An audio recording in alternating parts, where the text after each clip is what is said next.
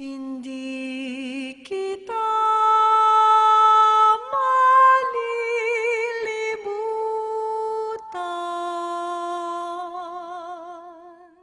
Well, I started playing the piano when I was 6 years old. I took classical piano lessons all the way till first year high school. And my dream was to become a concert pianist like my paternal grandmother. I had never thought of the priesthood during my earlier childhood years. But that afternoon in August, while waiting for our family driver to pick me up, I suddenly felt God's presence invade me. And my intuitive response was, yes, Lord, I will become a priest for you. I was in first year college when Ninoy Aquino was assassinated. And he being the first cousin of my mom, his assassination had a very deep impact on me. And while I was already becoming more and more aware of the political climate in college, his assassination spurred me towards activism. I felt my own heart being pulled apart because I wanted to be with our people in their struggles, but at the same time be attentive to the promptings of the Holy Spirit, to the call of the Lord to the priesthood.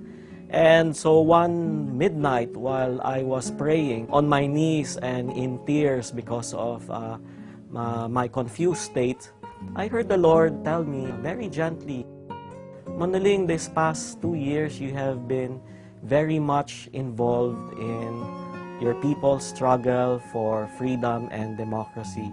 And the Lord gently reminded me, while political freedom is important, while economic development is important, they are all part of my work of redemption. Will you help me save souls as a priest?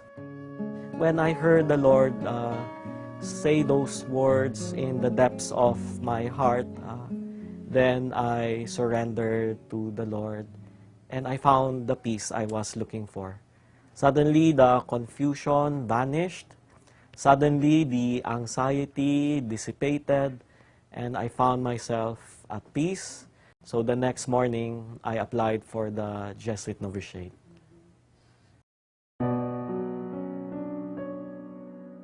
Well, I was ordained with 8 other young Jesuits, or not so young Jesuits, back on April 12, 1997. I was being sent to Kiangan Mission in Ifugao.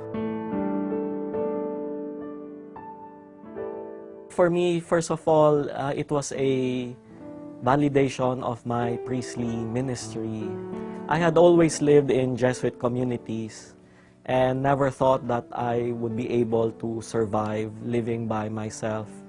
Bishop Claver's parish and residence was a 4-hour drive from Kiangan to Bontoc, and we had no telephone, there were no cell phones yet then, and therefore I was completely isolated from all my brother Jesuits. I thought I would not be able to survive, but I ended up being very fulfilled and very happy, experiencing so many graces.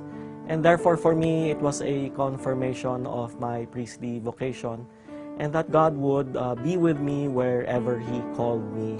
And therefore, whenever I fear a new transition, a new assignment, I am reminded that in the past, wherever the Lord led me, no matter how unprepared I thought I was, the Lord found a way to take care of me. I was happy to serve in Kiangan the rest of my life, but the provincial said, no, it's time to bid goodbye and pursue graduate studies. From Kiangan, one of the poorest provinces in the Philippines, I was transplanted to Cambridge and Boston, a very elite community in the United States. And so from living with our indigenous people, I ended up in Cambridge and Boston in an academic setting.